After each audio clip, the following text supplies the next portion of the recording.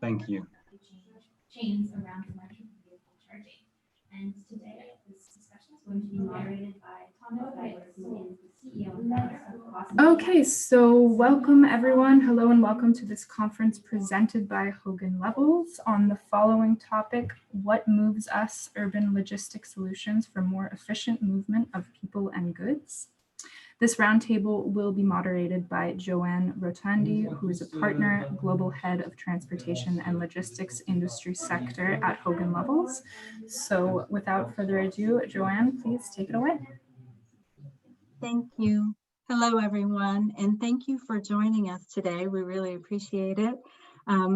This is my first time at Autonomy Digital, so I'm very grateful to the folks for hosting us, as well as all of our other Hogan Lovells panels. And I'm most excited about our panelists today. So without further ado, I'm going to introduce them. I'm delighted to introduce two of my partners from Hogan Lovells. Alex Dolmans is a partner in our Madrid office. He's also the head of our corporate and commercial practice in Spain. Hello. Lisa Ellman, my partner in the transportation practice in our Washington office. She's also the chair of our unmanned aircraft systems practice, as well as the co-founder and executive director of the Commercial Drone Alliance.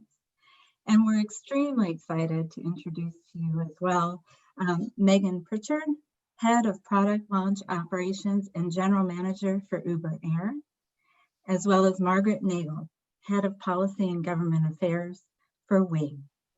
So I think without further ado, I'll not waste too much more time introducing folks, but I do want to say we have a lot of ground to cover, lots of innovation in this space, and we can only touch on it all today. So please ask questions, post your questions in the Q&A feature, and we'll try to get to them as well. We'll leave some time at the end for that. But without further ado, I'm going to turn it over to Margaret. I understand you're going to show a brief video and then she'll give her remarks. Take it away, Margaret. Great. Thanks so much, Joanne. I really appreciate you having me on the panel today. Looking forward to the conversation. As you mentioned, I lead the policy, regulatory, and community affairs team for Wing. And it's a really exciting time to be here. I thought the best way to sort of show what we're doing is to let everyone see a brief video. These are actual customers of ours in Virginia. This is them placing an order on an application at a smartphone. And then you can see here the order is filled and packaged into a box. This is a delivery of a Walgreens product or a Wing product or FedEx, who are our partners in Virginia. The package is wenched up into the body of the drone here, as you can see, and then flown to our customer's home. And the drone is typically flying around 70 miles an hour in flight like this, and then it goes to hover and hovers down to about 20 feet here, and then gently lowers the package to the ground, which you'll see now. And then customers are able to come out and retrieve the package, and the drone returns back to what we call the nest, which is where they're able to recharge and prepare for their next flight.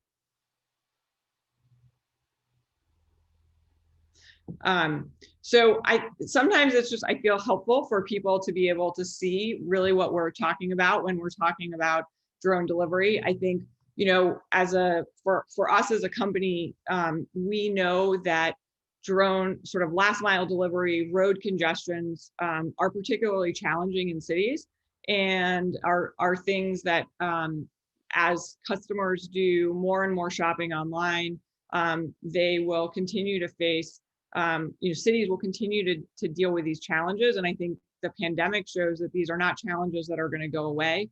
And so we really see drone delivery as a solution, particularly as we're starting to think about smart cities and dealing with some of these challenges of last mile delivery. And so to deal with that, at Wing, we've built a fleet of highly autonomous, lightweight delivery drones that can transport small packages directly to people's homes in several minutes, which is what you just saw in the video. Today we're operating in 3 countries. We're in Helsinki, Finland. We're in Christiansburg, Virginia in the United States. And we're in 2 cities in Australia, Canberra and Logan City, which is in Queensland. And we've conducted tens of thousands of deliveries to our customers. And we've had really overwhelming response from the communities where we're operating and from our customers. I think, one thing that I would note is that what we see in these cities where we're operating is that drone delivery can help connect communities. They can unlock opportunities for local businesses to connect with additional customers, and they can reduce traffic accidents, reduce emissions, and improve access to food and healthcare. And we've done we've seen a number of studies that have shown this. For example, we commissioned a study in Helsinki, Finland, looking at the benefits of drone delivery in Helsinki starting in 2030, right? Sort of what the potential is. And one of the things that we see is that utilization of drone delivery for last mile delivery could be the sort of have the equivalent emissions reduction of creating a carbon sink of about 250 hectares of forest. And so we really do, that's a really positive benefit from an emissions perspective. We also, the study also shows that there could be 11 million fewer vehicle delivery kilometers, right? So as a way to reduce congestion in city. And this is a study done by Gaia Consulting, but it's exciting to see what some of those potential benefits are. There are obviously benefits for customers and for our merchant partners who are delivering, but we also see broader benefits for cities, and we're very we're excited about that potential. So I want to be mindful of time and make sure there's plenty of other time, but that's just a couple of things that I wanted to share. Thank you so much, Margaret. That's great. And Alex will turn to it a little later, and we'll talk more about ground delivery. But first, I want to turn to Megan from Uber Air. Megan, maybe you could tell us a little bit more about what you see as some of the bigger challenges and even opportunities for the urban air mobility space, particularly in urban environment. Yeah, absolutely. And I think you have a video as well. Yeah, sure. Here, I'll actually start, if you don't mind, by talking a little bit about the challenge. Well, here the video is going, so we'll go. So this video shows our urban air mobility experience. So what you see here is one of our reference vehicles, which is an electric vertical takeoff and landing aircraft. It's taking off from an existing infrastructure. This is something that could be built today. That's a rendering of our Mission Bay headquarters. As you can see, it's a shared experience. So you're pulling together multiple riders. And you saw that vehicle take off vertically, and now you'll see it transition. So the rotors will actually transition such that it is now flying like a small fixed wing aircraft, which is much more efficient from an energy perspective than a rotorcraft to reach its final destination. You're now seeing it fly through a cloud to the future. And you'll see our vision for what this could look like in 20 years. This is a rendering of future San Jose in California. And you see our aircraft landing at what we call a megaport. And so from that very, I think I lost my video, but from that very basic, heliport type of infrastructure that you saw, we imagine in the future going towards large structures that are built in urban environments that are able to handle up to 1,000 takeoff and landing events per hour of these shared electric vertical takeoff and landing aircraft. So that's what we have in mind. And yeah, you can see the videos. The video is basically done, but that gives you guys an idea of what we're thinking about. And so when you ask what are the biggest challenges with this industry, it's really having it all come together. So when we think about at Uber, the layout of the land, we really think about there being 4 main pieces to this puzzle. The first piece of that is the actual aircraft. So designing a community-friendly aircraft that does have a low noise profile, that is electric, so it has a low emissions profile, and working together with our vehicle partners to make that a reality. The second piece of that is where are these vehicles going to land? Again, this is not a Jetsons world in which everybody has one of these in their backyard and we all have helipads on our house going forward. This is a shared experience. And so creating that infrastructure that's able to charge these vehicles and also deal with a lot of takeoffs and landings is the next piece of the puzzle. And then thirdly, one thing that Uber is doing a lot of thinking about right now is airspace management. So imagine a future in which you have a lot of Google Wing drones flying around. You also have, potentially tens or hundreds of Uber Air aircraft up in the air. The idea in the future is for this all to be autonomous. So creating an airspace system that is able to accommodate that using sky lanes and technology where all these vehicles are communicating to one another in real time.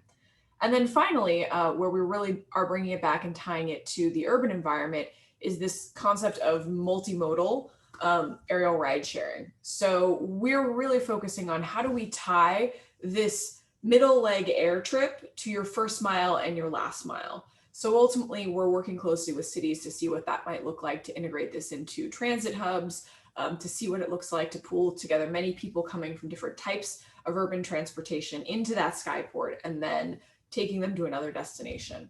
So looking at those four pieces, really, the vehicle, the infrastructure, the airspace management, and the actual customer experience, and bringing those together in a very expedient fashion is really the main challenge that we're facing right now. That's great. Thank you, Megan. And we'll turn back to Megan a little bit later in the program. Now I want to take it a little bit more down back to the ground a little bit with Alex.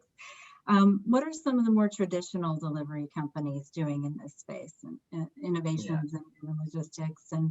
And also if you could touch on, any particular regulatory issues, especially in the EU, that folks should be aware of. Yes. As an initial note, of course, I'm looking at all this as a lawyer. Nobody's perfect. And I'm looking at this from my vantage point, which is here in Madrid. So I'm looking at this from, if you will, a European perspective, as the Belgian that I am, sitting in Madrid, from a Southern European maybe perspective. That's what I'm most acquainted with. Now, the beautiful thing is that Southern Europe has caught up so quickly with all these disruptive technologies. Sure, we're far behind still in the drone world and say air mobility world, and certainly what I've just seen is very much removed from what we see in our daily life here, of course. But certainly on the, let's call it, custom-centric modernization of society here and the logistics that goes around that and transportation and urban mobility. I mean, Southern Europe has caught up marvelously on this. And if I go back to my original country, which is Belgium, I actually say, well, countries like Spain and Italy are far ahead in terms of dynamics, the ease with which they introduced their activity in cities like Madrid or Barcelona or Italian cities and so forth. So it's interesting to see how European countries, including Southern Europe certainly, are going very quickly. Now the problem is, and to your question on regulation, the problem as always with disruptive technology is that your consumer may find the service or the product very attractive. Your environment, your market might demand those new services, even if they weren't aware that they had those needs. But then the regulation is really playing catch up all the time. And the more businesses are launched and the more disruptive type of deliveries or the more disruptive type of urban mobility is launched, the less the regulations can catch up with it. And sometimes you have to wait 2 or 3 years until a court gives some issue a view. So that's the constant challenge that we see as lawyers and our clients see really as operators in this space. Now, to structure a little bit my comments, I'd like to see this from a dual view. First of all, there's the regular transportation, and I'm talking about ground transportation. And so the operators on that end who are increasingly, in terms of logistics and delivery services and last mile, increasingly under pressure. There's many operators in the south of Spain, in the south of Europe, but they're all under tremendous pressure of margins, of catching up with new technologies, the speed that their clients like Amazon and other delivery companies want, and retailers. So they're in a constant catch up with the needs of their clients, the retailers, and their ultimate clients, the consumers to whom they deliver. So that creates a dynamic which is quite a challenge for these companies. And you see how these companies, again, in surface transportation, are more and more getting into specialization, so into little nooks and crannies of particular sectors, because that's the only way they can add some margin on their benefits and have their own place in this overcrowded world. It's not related to urban logistics maybe, but I just advised last year a German logistics company, Renus, on the acquisition of an aeronautics manufacturing spare parts logistics company in Spain. So that just goes to show how very specific operators become, because they realize that's where they can get some margin, which in a normal run-of-the-mill logistics and transportation world, they cannot get any margin anymore. So that's on the transportation side in the classic sense. And then I look at it also from the receiving end, the retail consumer end. It's marvelous to see how these consumers are driving the requirements for transportation companies, how consumers are thinking in subscription mode, service subscription, how they're thinking about their shared mobility, how they're just expecting, as a matter of fact, that things need to be delivered quickly to their urban environment. And that has driven in Spain and in the rest of Europe, of course, all these last mile and very last mile infrastructure, urban deposits, close to home deposits, humongous logistics challenges, but they're making it happen. Highly dynamic workforce also. This urban logistics and very last mile logistics only possible when you've got a very quick, very dynamic workforce helping you out. And you see now how gradually people who come deliver things to your home or to companies are in fact just independent workers, individuals who just it goes from student to aged person who just work for these larger companies, who act as hubs for the larger companies like Amazon and the like. The challenge, regulatory concerns, of course, around reclassifications of employees, or rather reclassification of these workers, independent workers, as employees. There's a lot of movement here in the courts in Spain and Italy, which of course creates big pressure on costs for the companies when suddenly they have not an independent external workforce, but an in-house payroll workforce. And just generally, as I said before at the beginning, and I'll finish there, the fact that regulations around transportation in the classic sense of the word aren't really made for this new world. And so there's a constant interpretation problem about what you need in terms of permitting licenses and how long it will take. Thank you, Alex. I think that's an understatement. This is all taking place, all these innovations are trying to take place in very highly regulated environments. And I wonder if Margaret and Megan, you might like to speak to sort of what is the regulatory reality for you, for your business and scaling it? How do you see regulations impacting drone delivery, for example, Margaret, or urban air mobility innovations, Megan? Margaret, do you want to maybe turn to that first? Both EU and US? Yeah, sure, absolutely. Look, I think the reality is that we are operating in a heavily regulated space, and so regulation does have a large impact on how we do business. Safety has to always come first, and it has to be the first thing that we wake up and think about, and the last thing that we think about, right, all day. And so I think we are in a place where we're working very closely with the regulators, and what I would say is we're really looking at the part that is difficult is a lot of the regulatory and the rules that exist today, sort of the regulatory environment and the rules that exist today were written with manned aviation in mind. And a lot of those rules have components that just don't neatly fit the unmanned systems that we're working with. And so working to try to understand the intent of the rules and sort of the way that they have created safe systems and safe offerings But applying those to the unmanned world, I think, is sort of the place that we're all in. And every country around the world has a slightly different approach to that, right? In Australia, they have taken an approach of crafting sort of a new set of rules for unmanned systems. They're using something called the JARIS SORA process to approve our operations. And that has worked very well, and has been a good approach that has worked for us. I think we see in Europe right now, they're working on, to one of the points that Megan made, one of the key enablers of these autonomous systems and automated systems is something called UTM, or sort of the airspace management that we're all using. Europe right now is working on use-based regulations to address how those technologies will be built, how they will be regulated. That's critically important. And the latest draft that we've seen is a really positive step in the right direction. We see Europe sort of in this space of writing a lot of regulations, new regulations to deal with the industry. In the US, we're really operating by exception to existing rules. And so we're having to work through the manned aviation rules and sort of looking at how do they apply in the unmanned world. And that has been challenging, but we've seen a lot of progress in the last year or two. The IPP program allowed a number of companies to come forward and get air carrier certificates so that they can do commercial drone delivery. And I think now the FAA is looking carefully at sort of what comes next and really focusing on things like flights beyond line of sight and bringing more autonomy into the system.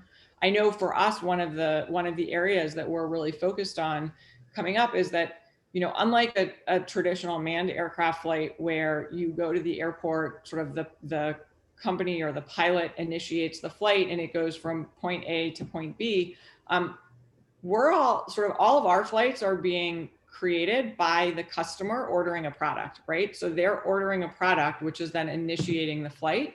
And then it is a fully autonomous process or an automated process for us.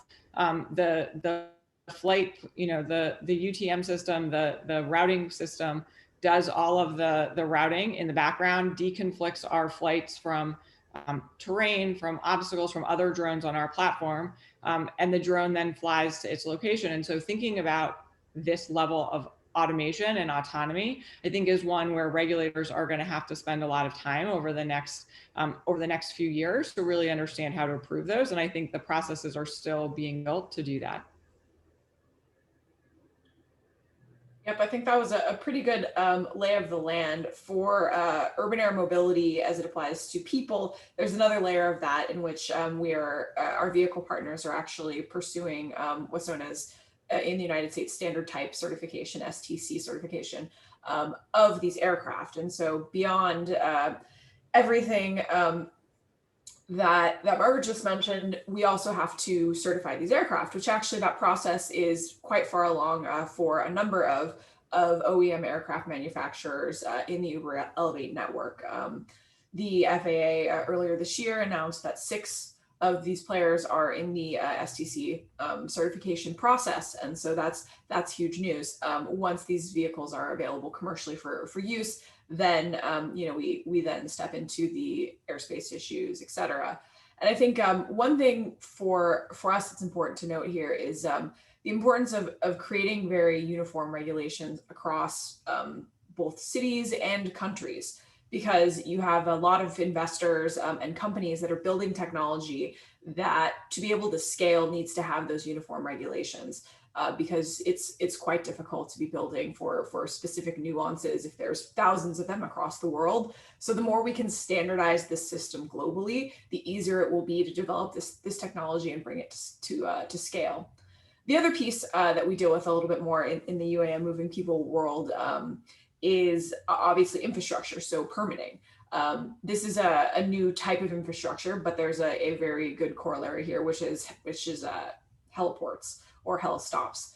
And so ultimately, working closely with cities, this is where cities, I think, will play a big role going forward, working closely with cities to understand the environmental and also local society and culture repercussions of skyport locations, where they're constructed, how much volume goes through them, et cetera, will be huge for us. Great, thank you. And I definitely don't want to neglect getting to Lisa Ellman, my partner. So Lisa, I'm gonna pose a question for you. You know, in these heavily regulated environments, and also I think this was a nice segue from Megan to talk about, unifying what it's important to be trying to enable these technologies. What role do organizations like CDA and others play in that? Can you speak to that? You're on mute. Okay, yeah, thanks, Joanne. And yeah, just to piggyback on Margaret and Megan's remarks, and as well as Alex, I mean, obviously it's always a challenge to fit new technologies into existing environments, right? And it's a timeless issue that policy lags behind new innovations and new technologies. That's not unique to drones. It's not unique to urban air mobility. It's not unique to these new automated technologies.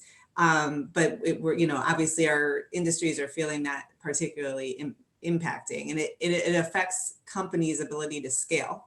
And when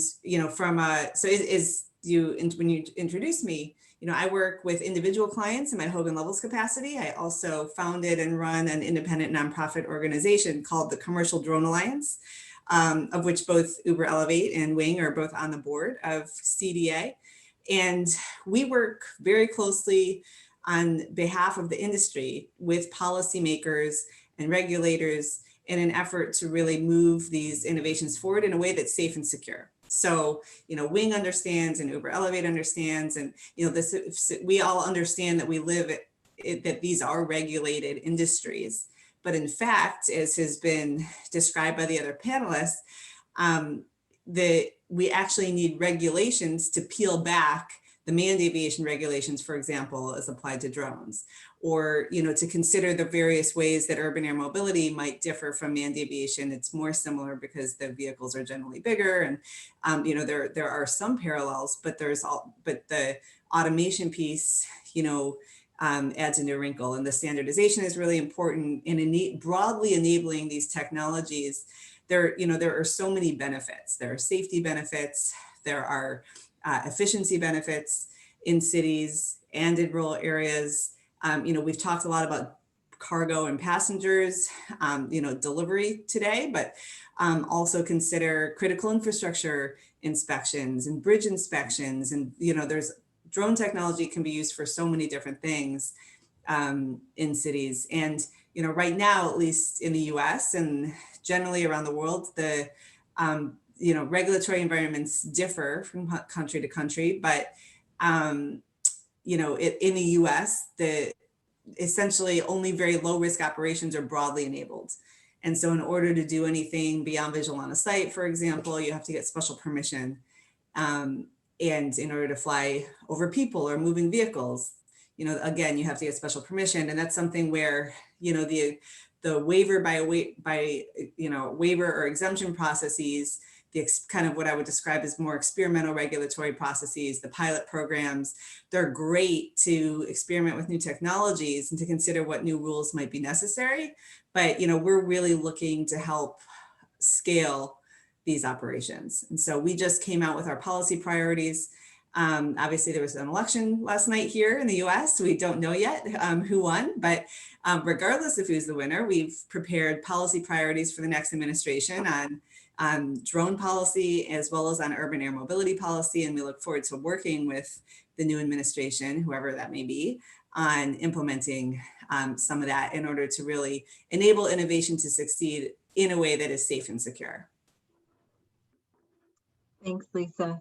Yeah, I guess it goes without saying, some of us are a little distracted over here across the pond in the US and or hungover from last night. But thanks so much. I think I'm going to shift gears a little bit and just open to all the panelists. I think we'd be remiss to not talk about the current situation with coronavirus all over the world. And so what have you seen in response to COVID? I know we've talked a little bit about drones and having, those are basically under exceptions to the regulations. Are there medical related exceptions, for example, or what else are we seeing in Europe, Alex, in response to COVID? So I don't know who wants to jump in first there, but I'm sure there's a lot to say. I'm happy to jump in and just share a little bit about our experience. Great. We saw sort of starting in from February to April a fivefold increase in demand for our services in the areas where we're operating. And so we've really seen our local businesses value the ability to continue to be able to reach their customers during COVID when some of their in-person businesses were shut down. And we've seen our customers and we've heard from our customers that they really value for various reasons, might not have been comfortable leaving their homes, but really valued being able to get things like a hot meal or items from the pharmacy or from the local grocery store delivered directly to their home. And so we're happy to be able to help our existing customers. And we look to bring on additional offerings as well, right, to expand the catalog of what people could order in response to what they were asking for during COVID.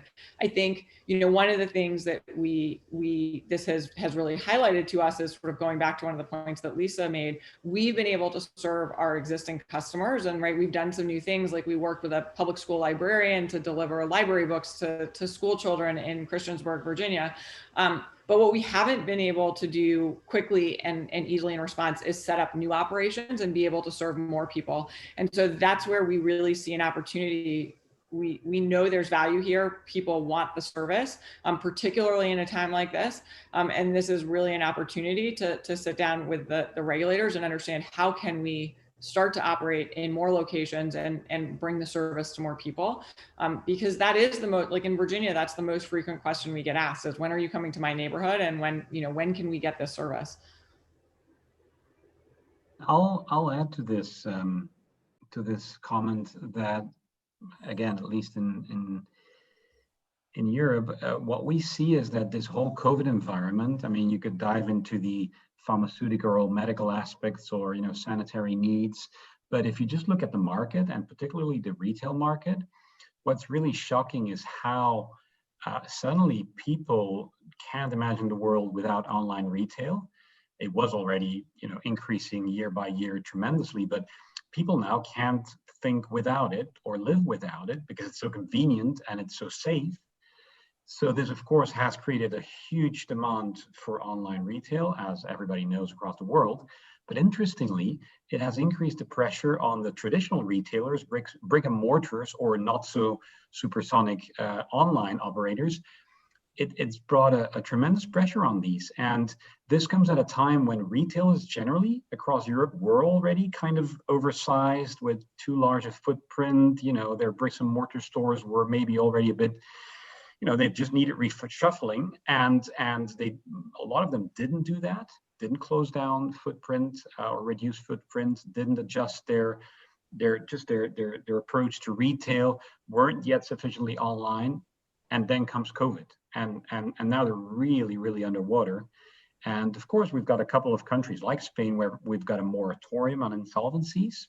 So they're kind of like in this bubble, this protected bubble, legal bubble. And this bubble will burst in a couple of months when this legal moratorium will end. And that's where you will see, unfortunately, that traditional retail, because of COVID and the increase of online, will suddenly start suffering a lot. So a lot of movements will occur here. Fascinating. Maybe some opportunities for partnerships there. So I really want to be mindful of time and also take questions. We're already getting some great questions from the audience. So if I may, I'll just switch gears a little bit. One of our first questions, and this is I think more for Megan and Margaret, but anyone jump in, and that is whether there are specific urban environments or cities that are particularly hospitable, or perhaps conversely not hospitable to these technologies. So Megan, I don't know if you want to go first or, okay. So we've announced 3 launch cities so far for Uber Air product, which are Los Angeles, Dallas, and Melbourne, Australia. And we found all three of those cities to be extremely welcoming. We're working closely with the local governments and airports in all of those cities to bring the ideas to fruition.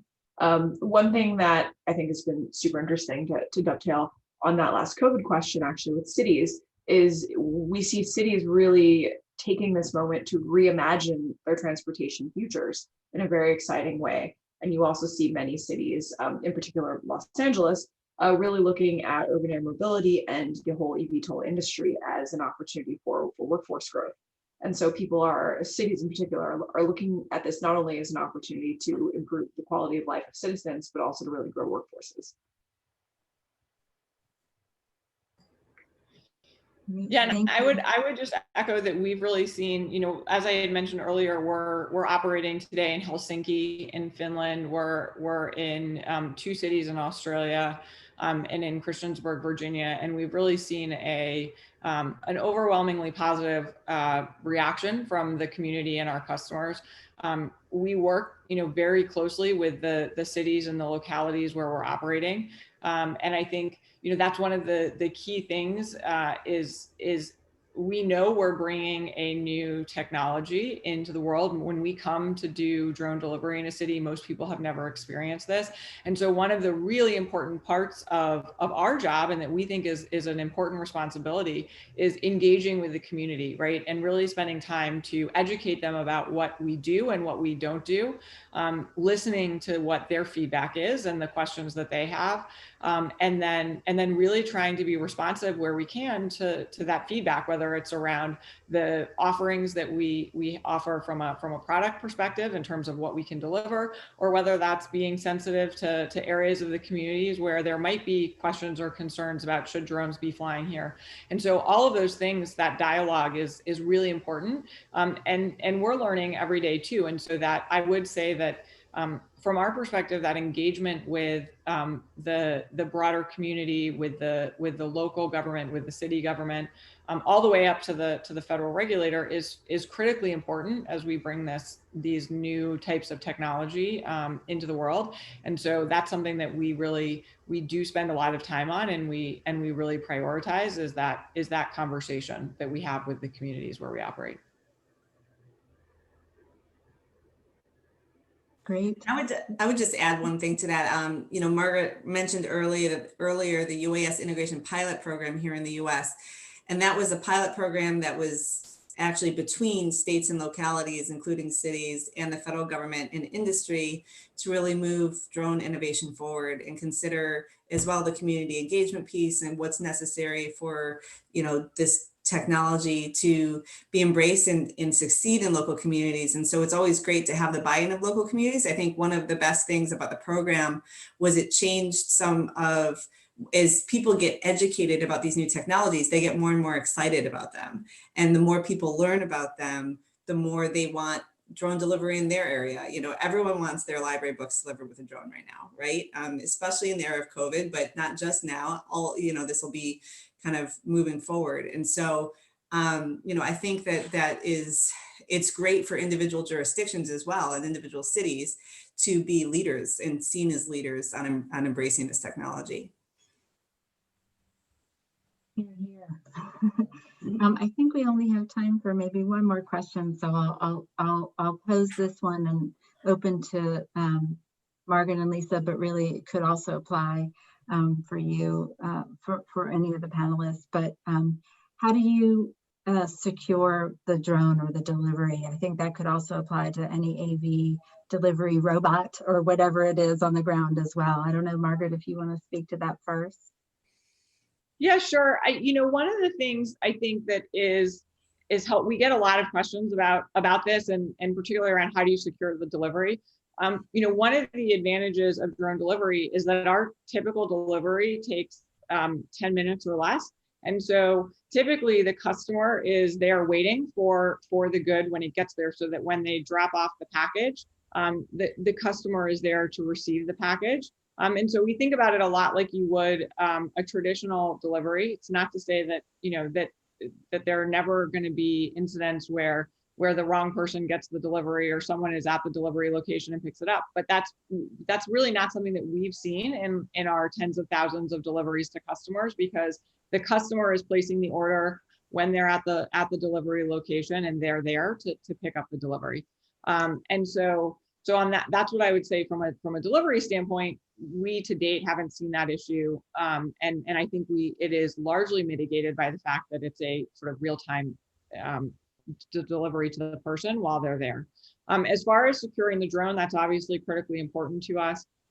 We use sort of best-in-class encryption and other means to protect the signal. I will also note that the route is sent directly to the drone, and once it's there, there is very limited ability we always have a pilot that's overseeing the operation, but there is very limited ability to interact with that route and to send the drone elsewhere. And so we do feel like the drone is secure, and that's obviously something that we spend a lot of time and resources, ensuring.